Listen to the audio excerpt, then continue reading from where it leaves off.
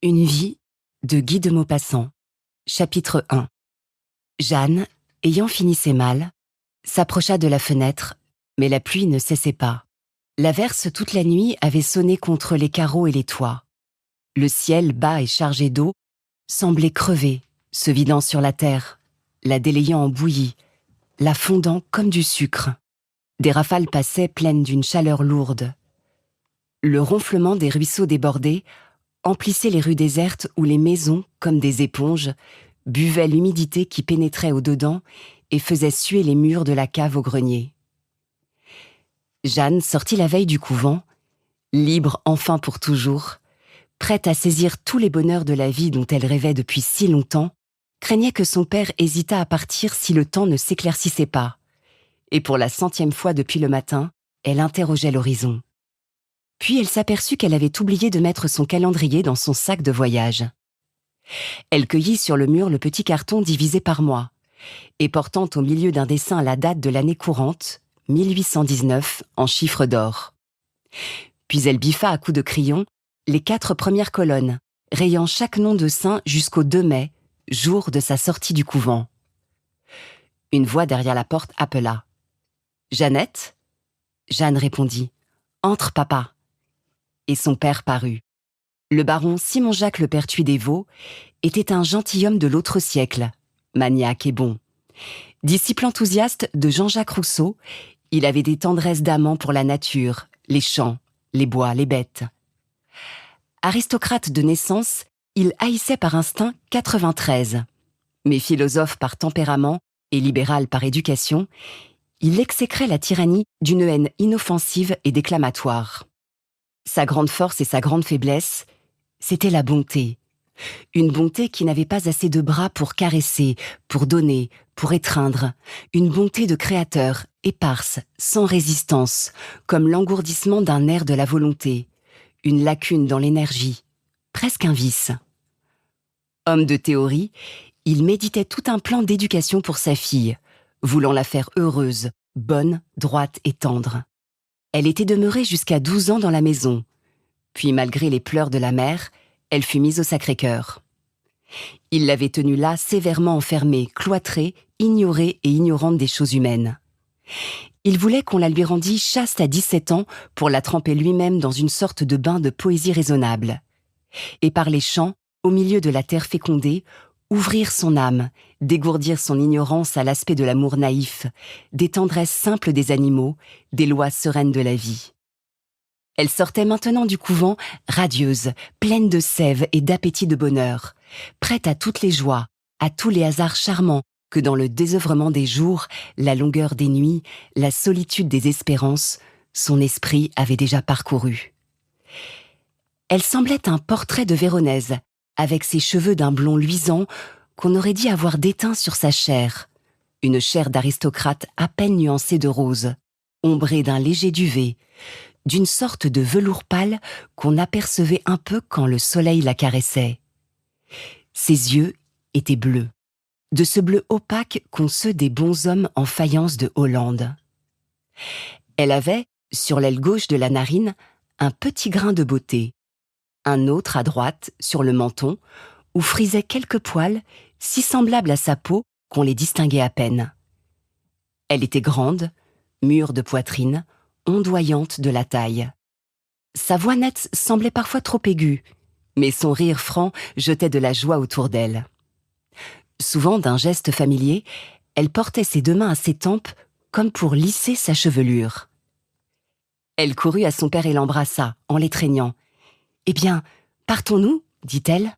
Il sourit, secoua ses cheveux déjà blancs qu'il portait assez longs, et tendant la main vers la fenêtre. « Comment veux-tu voyager par un temps pareil ?»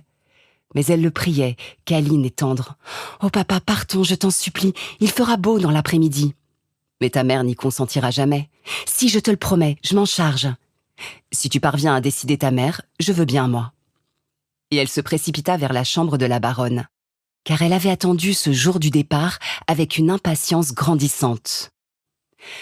Depuis son entrée au Sacré-Cœur, elle n'avait pas quitté Rouen, son père ne permettant aucune distraction avant l'âge qu'il avait fixé. 2 fois seulement, on l'avait emmenée 15 jours à Paris. Mais c'était une ville encore, et elle ne rêvait que la campagne.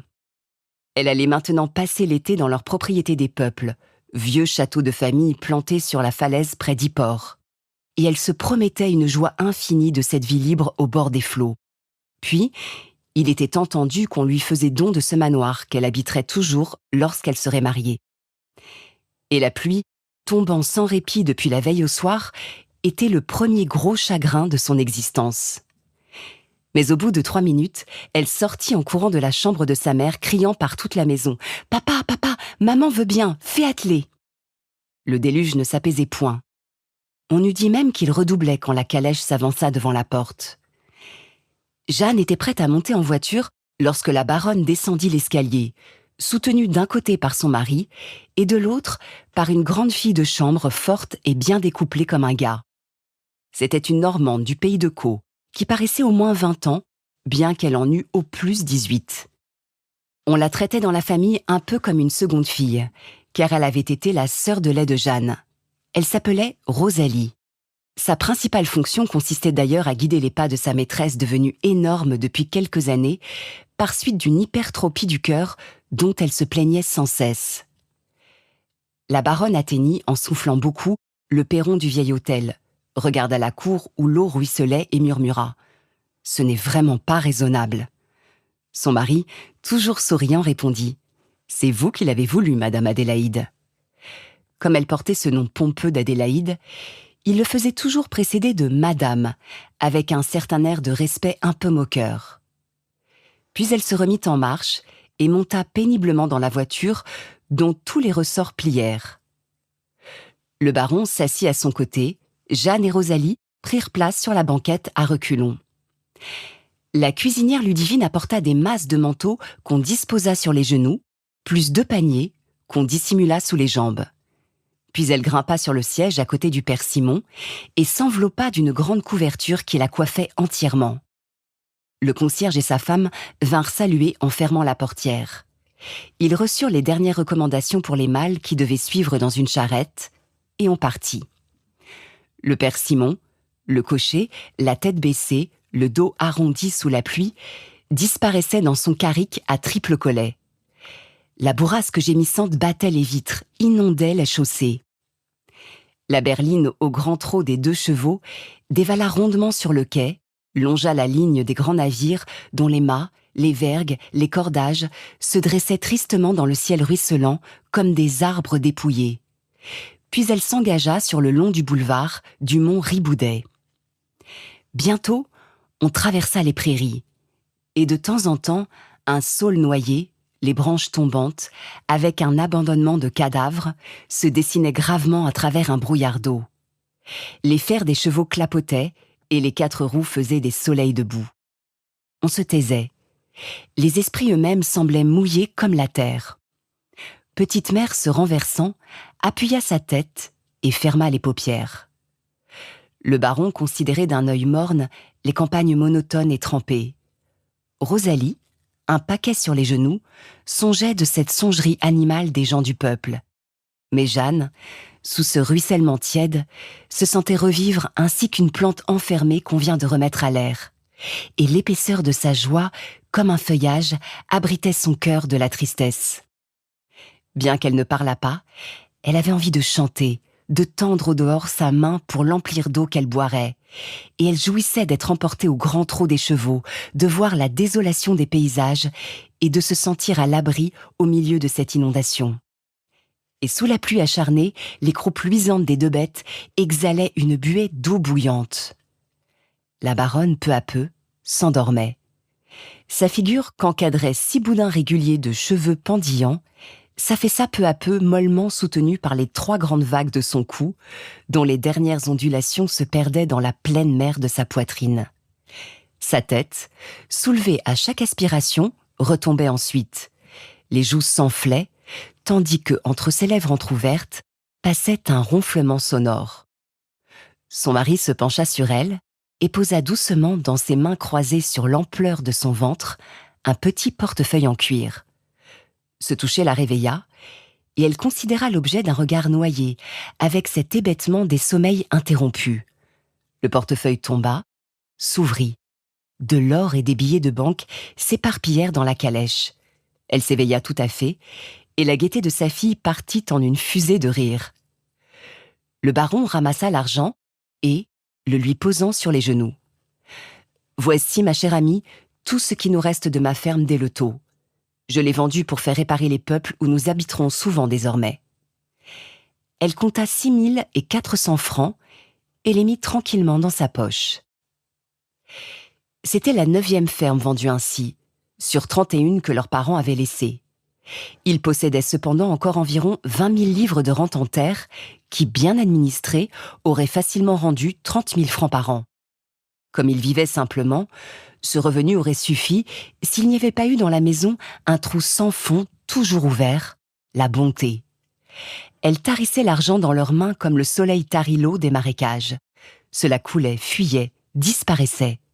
Comment ? Personne n'en savait rien. À tout moment, l'un d'eux disait « Je ne sais pas comment cela s'est fait, j'ai dépensé 100 francs aujourd'hui sans rien acheter de gros. » Cette facilité de donner était du reste un des grands bonheurs de leur vie. Et ils s'entendaient sur ce point d'une façon superbe et touchante.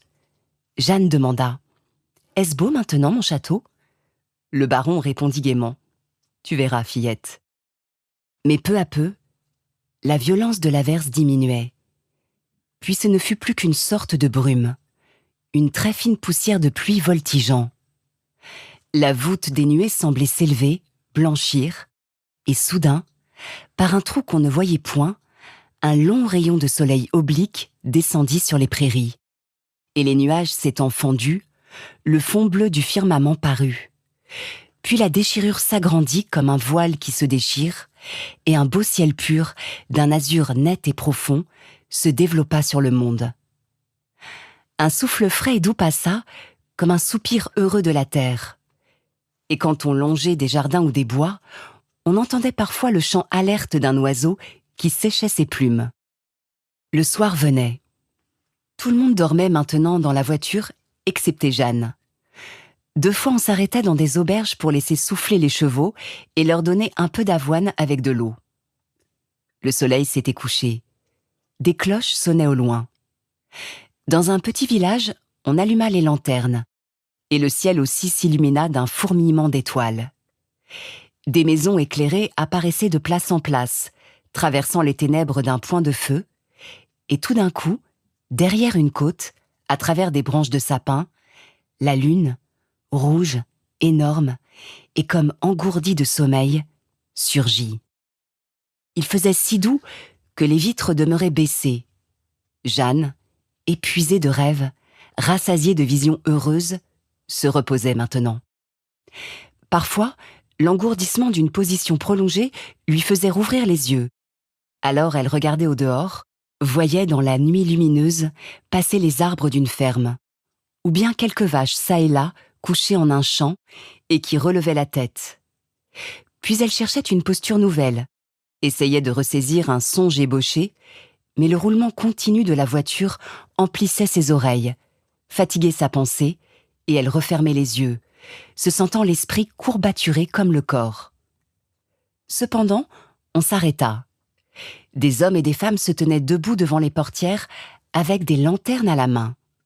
On arrivait. Jeanne, subitement réveillée, sauta bien vite. Père et Rosalie, éclairés par un fermier, portèrent presque la baronne tout à fait exténuée, geignante de détresse, et répétant sans cesse d'une petite voix expirante « Oh mon Dieu, mes pauvres enfants !» Elle ne voulut rien boire, rien manger, se coucha, et tout aussitôt dormit.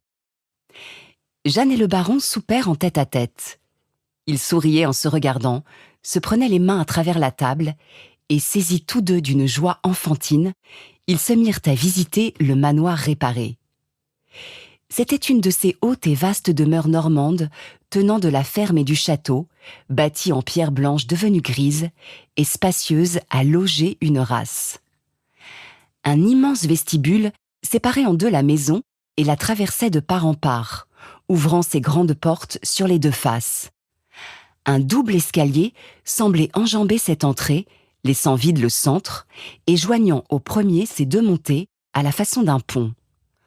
Au rez-de-chaussée, à droite, on entrait dans le salon démesuré, tendue de tapisseries à feuillage où se promenaient des oiseaux. Tout le meuble, en tapisserie au petit point, n'était que l'illustration des fables de La Fontaine. Et Jeanne eut un tressaillement de plaisir en retrouvant une chaise qu'elle avait aimée étant tout enfant et qui représentait l'histoire du renard et de la cigogne. À côté du salon, s'ouvrait la bibliothèque, pleine de livres anciens et 2 autres pièces inutilisées. À gauche, la salle à manger en boiserie neuve, la lingerie, l'office, la cuisine et un petit appartement contenant une baignoire. Un corridor coupait en long tout le premier étage. Les 10 portes des 10 chambres s'alignaient sur cette allée. Tout au fond, à droite, était l'appartement de Jeanne. Ils y entrèrent. Le baron venait de le faire remettre à neuf, ayant employé simplement des tentures et des meubles restés sans usage dans les greniers. Des tapisseries d'origine flamande et très vieilles peuplaient ce lieu de personnages singuliers. Mais en apercevant son lit, la jeune fille poussa des cris de joie. Aux 4 coins, 4 grands oiseaux de chêne, tout noirs et luisants de cire, portaient la couche et paraissaient en être les gardiens. Les côtés représentaient 2 larges guirlandes de fleurs et de fruits sculptés, et 4 colonnes finement cannelées que terminaient des chapiteaux corinthiens soulevaient une corniche de roses et d'amour enroulées. Il se dressait, monumental et tout gracieux cependant, malgré la sévérité du bois bruni par le temps. Le couvre-pied et la tenture du ciel de lit scintillaient comme 2 firmaments. Ils étaient faits d'une soie antique, d'un bleu foncé, qu'étoilaient par places 2 grandes fleurs de lys brodées d'or. Quand elle l'eut bien admiré, Jeanne, élevant sa lumière, examina les tapisseries pour en comprendre le sujet. Un jeune seigneur et une jeune dame habillés en vert, en rouge et en jaune, de la façon la plus étrange, causaient sous un arbre bleu où mûrissaient des fruits blancs. Un gros lapin de même couleur broutait un peu d'herbe grise. Juste au-dessus des personnages, dans un lointain de convention, on apercevait 5 petites maisons rondes au toit aigu. Et là-haut, presque dans le ciel, un moulin à vent tout rouge. De grands ramages figurant des fleurs circulaient dans tout cela. Les 2 autres panneaux ressemblaient beaucoup au premier, sauf qu'on voyait sortir des maisons 4 petits bonshommes vêtus à la façon des Flamands et qui levaient les bras au ciel en signe d'étonnement et de colère extrême. Mais la dernière tenture représentait un drame. Près du lapin qui broutait toujours, le jeune homme étendu semblait mort. La jeune dame, le regardant, se perçait le sein d'une épée et les fruits de l'arbre étaient devenus noirs. Jeanne renonçait à comprendre quand elle découvrit dans un coin une bestiole microscopique que le lapin, s'il eût vécu, aurait pu manger comme un brin d'herbe. Et cependant, c'était un lion. Alors, elle reconnut les malheurs de Pyrame et de Thisbé. Et quoiqu'elle sourit de la simplicité des dessins, elle se sentit heureuse d'être enfermée dans cette aventure d'amour qui parlerait sans cesse à sa pensée des espoirs chéris et ferait planer chaque nuit sur son sommeil cette tendresse antique et légendaire. Tout le reste du mobilier unissait les styles les plus divers. C'étaient ces meubles que chaque génération laisse dans la famille et qui font des anciennes maisons des sortes de musées où tout se mêle. Une commode Louis XIV superbe, cuirassée de cuivres éclatants, était flanquée de 2 fauteuils Louis XV encore vêtus de leur soie à bouquets. Un secrétaire en bois de rose faisait face à la cheminée qui présentait sous un globe rond une pendule de l'Empire. C'était une ruche de bronze, suspendue par 4 colonnes de marbre au-dessus d'un jardin de fleurs dorées. Un mince balancier, sortant de la ruche par une fente allongée, promenait éternellement sur ce parterre une petite abeille aux ailes d'émail. Le cadran était en faïence peinte et encadré dans le flanc de la ruche. Elle se mit à sonner 11 heures. Le baron embrassa sa fille et se retira chez lui. Alors Jeanne, avec regret, se coucha. D'un dernier regard, elle parcourut sa chambre et puis éteignit sa bougie. Mais le lit, dont la tête seule s'appuyait à la muraille, avait une fenêtre sur sa gauche, par où entrait un flot de lune qui répandait à terre une flaque de clarté. Des reflets rejaillissaient au mur, des reflets pâles caressant faiblement les amours immobiles de Pyrame et de Thisbé. Par l'autre fenêtre, en face de ses pieds, Jeanne apercevait un grand arbre tout baigné de lumière douce. Elle se tourna sur le côté, ferma les yeux, puis, au bout de quelque temps, les rouvrit. Elle croyait se sentir encore secouée par les cahots de la voiture dont le roulement continuait dans sa tête. Elle resta d'abord immobile, espérant que ce repos la ferait enfin s'endormir. Mais l'impatience de son esprit envahit bientôt tout son corps. Elle avait des crispations dans les jambes, une fièvre qui grandissait. Alors elle se leva, et nu-pieds, nu-bras, avec sa longue chemise qui lui donnait l'aspect d'un fantôme, elle traversa la mare de lumière répandue sur son plancher, ouvrit sa fenêtre et regarda. La nuit était si claire qu'on y voyait comme en plein jour. Et la jeune fille reconnaissait tout ce pays, aimé jadis dans sa première enfance. C'était d'abord, en face d'elle, un large gazon, jaune comme du beurre sous la lumière nocturne. 2 arbres géants se dressaient aux pointes devant le château. Un platane au nord, un tilleul au sud.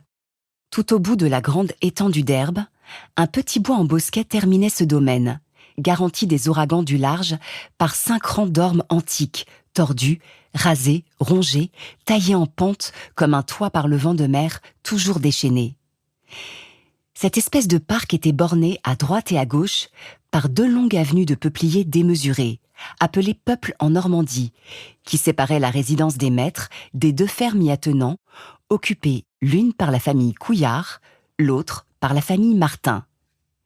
Ces peuples avaient donné leur nom au château. Au-delà de cet enclos, s'étendait une vaste plaine inculte, semée d'ajoncs, où la brise sifflait et galopait jour et nuit. Puis, soudain, la côte s'abattait en une falaise de 100 mètres, droite et blanche, baignant son pied dans les vagues. Jeanne regardait au loin la longue surface moirée des flots qui semblaient dormir sous les étoiles. Dans cet apaisement du soleil absent, toutes les senteurs de la terre se répandaient. Un jasmin grimpé autour des fenêtres d'en bas exhalait continuellement son haleine pénétrante qui se mêlait à l'odeur plus légère des feuilles naissantes. De lentes rafales passaient, apportant les saveurs fortes de l'air salin et de la sueur visqueuse des varechs. La jeune fille s'abandonna au bonheur de respirer, et le repos de la campagne la calma comme un bain frais. Toutes les bêtes qui s'éveillent quand vient le soir et cachent leur existence obscure dans la tranquillité des nuits emplissaient les demi-ténèbres d'une agitation silencieuse. De grands oiseaux, qui ne criaient point, fuyaient dans l'air comme des taches, comme des ombres. Des bourdonnements d'insectes invisibles effleuraient l'oreille. Des courses muettes traversaient l'herbe pleine de rosée ou le sable des chemins déserts. Seuls quelques crapauds mélancoliques poussaient vers la lune leurs notes courtes et monotones. Il semblait à Jeanne que son cœur s'élargissait, plein de murmures comme cette soirée claire, fourmillant soudain de 1000 désirs rôdeurs, pareils à ces bêtes nocturnes dont le frémissement l'entourait. Une affinité l'unissait à cette poésie vivante, et dans la molle blancheur de la nuit, elle sentait courir des frissons surhumains, palpiter des espoirs insaisissables, quelque chose comme un souffle de bonheur. Et elle se mit à rêver d'amour. L'amour. Il l'emplissait depuis 2 années de l'anxiété croissante de son approche. Maintenant, elle était libre d'aimer. Elle n'avait plus qu'à le rencontrer, lui. Comment serait-il ? Elle ne le savait pas au juste, et elle ne se le demandait même pas. Il serait lui, voilà tout. Elle savait seulement qu'elle l'adorerait de toute son âme et qu'il la chérirait de toute sa force. Il se promènerait par les soirs pareil à celui-ci, sous la cendre lumineuse qui tombait des étoiles. Ils iraient les mains dans les mains, serrés l'un contre l'autre, entendant battre leur cœur, sentant la chaleur de leurs épaules, mêlant leur amour à la simplicité suave des nuits d'été, tellement unis qu'ils pénétreraient aisément par la seule puissance de leur tendresse jusqu'à leurs plus secrètes pensées. Et cela continuerait indéfiniment dans la sérénité d'une affection indescriptible. Et il lui sembla soudain qu'elle le sentait là, contre elle, et brusquement, un vague frisson de sensualité lui courut des pieds à la tête. Elle serra ses bras contre sa poitrine d'un mouvement inconscient, comme pour étreindre son rêve. Et sur sa lèvre tendue vers l'inconnu, quelque chose passa qui la fit presque défaillir, comme si l'haleine du printemps lui eût donné un baiser d'amour. Tout à coup, là-bas, derrière le château, sur la route, elle entendit marcher dans la nuit. Et dans un élan de son âme affolée, dans un transport de foi à l'impossible, au hasard providentiel, au pressentiment divin, aux romanesques combinaisons du sort, elle pensa « si c'était lui ». Elle écoutait anxieusement le pas rythmé du marcheur, sûre qu'il allait s'arrêter à la grille pour demander l'hospitalité. Lorsqu'il fut passé, elle se sentit triste comme après une déception. Mais elle comprit l'exaltation de son espoir et sourit à sa démence. Alors, un peu calmée, elle laissa flotter son esprit au courant d'une rêverie plus raisonnable, cherchant à pénétrer l'avenir, échafaudant son existence. Avec lui, elle vivrait ici, dans ce calme château qui dominait la mer. Elle aurait sans doute 2 enfants, un fils pour lui, une fille pour elle, et elle les voyait courant sur l'herbe entre le platane et le tilleul, tandis que le père et la mère les suivraient d'un œil ravi, en échangeant par-dessus leur tête des regards pleins de passion. Et elle resta, longtemps, longtemps à rêvasser ainsi, tandis que la lune, achevant son voyage à travers le ciel, allait disparaître dans la mer. L'air devenait plus frais. Vers l'Orient, l'horizon pâlissait. Un coq chanta dans la ferme de droite. D'autres répondirent dans la ferme de gauche. Leur voix enrouée semblait venir de très loin à travers la cloison des poulaillers, et dans l'immense voûte du ciel, blanchie insensiblement, les étoiles disparaissaient. Un petit cri d'oiseau s'éveilla quelque part. Des gazouillements timides d'abord sortirent des feuilles, puis ils s'enhardirent, devinrent vibrants, joyeux, gagnant de branche en branche, d'arbre en arbre. Jeanne, soudain, se sentit dans une clarté, et levant la tête qu'elle avait cachée en ses mains, elle ferma les yeux, éblouie par le resplendissement de l'aurore.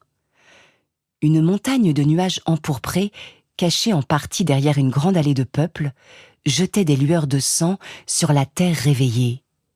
Et lentement, crevant les nuées éclatantes, criblant de feu les arbres, les plaines, l'océan, tout l'horizon, l'immense globe flamboyant parut.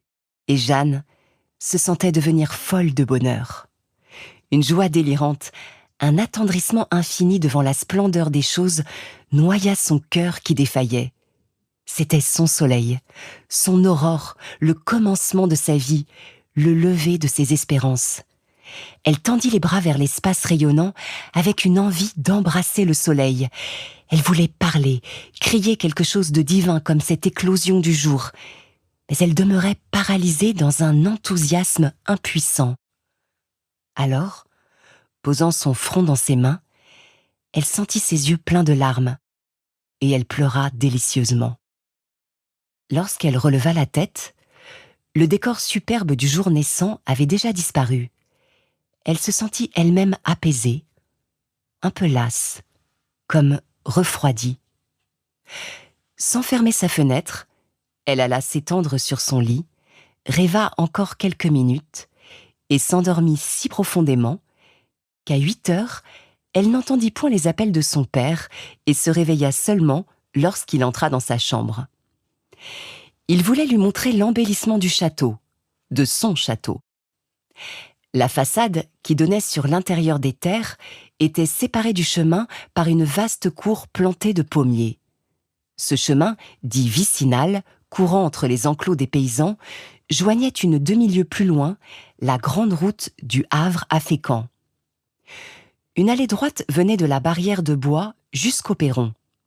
Les communs, petits bâtiments en cailloux de mer coiffés de chaumes, s'alignaient des 2 côtés de la cour, le long des fossés des 2 fermes. Les couvertures étaient refaites à neuf. Toute la menuiserie avait été restaurée, les murs réparés, les chambres retapissées, tout l'intérieur repeint. Et le vieux manoir terni portait comme des taches, ses contrevents frais, d'un blanc d'argent, et ses replâtrages récents sur sa grande façade grisâtre. L'autre façade, celle où s'ouvrait une des fenêtres de Jeanne, regardait au loin la mer par-dessus le bosquet et la muraille d'orme rongée du vent. Jeanne et le baron, bras dessus, bras dessous, visitèrent tout sans omettre un coin. Puis ils se promenèrent lentement dans les longues avenues de peupliers qui enfermaient ce qu'on appelait le parc. L'herbe avait poussé sous les arbres, étalant son tapis vert. Le bosquet, tout au bout, était charmant, mêlait ses petits chemins tortueux, séparés par des cloisons de feuilles. Un lièvre partit brusquement, qui fit peur à la jeune fille. Puis il sauta le talus et détala dans les joncs marins vers la falaise. Après le déjeuner, comme Madame Adélaïde, encore exténuée, déclarait qu'elle allait se reposer, le baron proposa de descendre jusqu'à Yport. Ils partirent, traversant d'abord le hameau des Trouvants, où se trouvaient les peuples. 3 paysans les saluèrent, comme s'ils les eussent connus de tout temps. Ils entrèrent dans les bois en pente qui s'abaissaient jusqu'à la mer, en suivant une vallée tournante. Bientôt, apparut le village d'Yport. Des femmes qui raccommodaient des hardes, assises sur le seuil de leur demeure, les regardaient passer.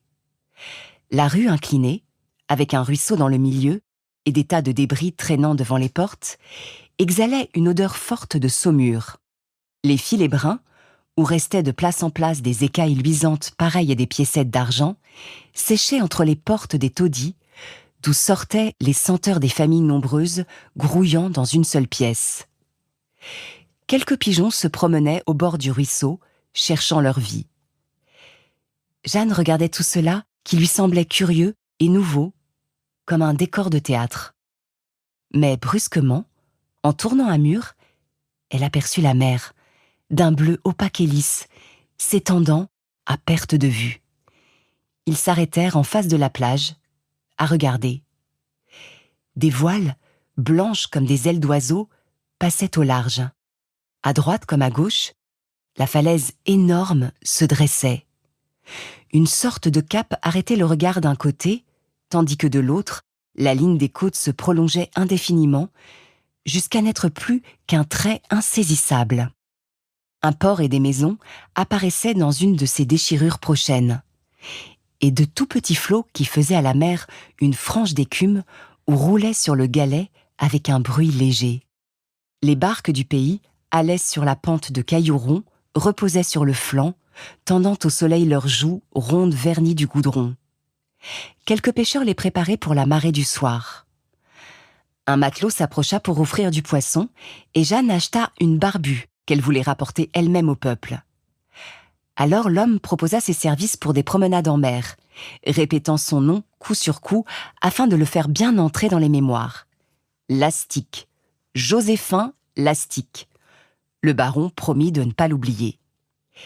Ils reprirent le chemin du château. Comme le gros poisson fatiguait Jeanne, elle lui passa dans les ouïes la canne de son père, dont chacun d'eux prit un bout. Et ils allaient gaiement en remontant la côte, bavardant comme 2 enfants, le front au vent et les yeux brillants, tandis que la barbue, qui lassait peu à peu leurs bras, balayait l'herbe de sa queue grasse.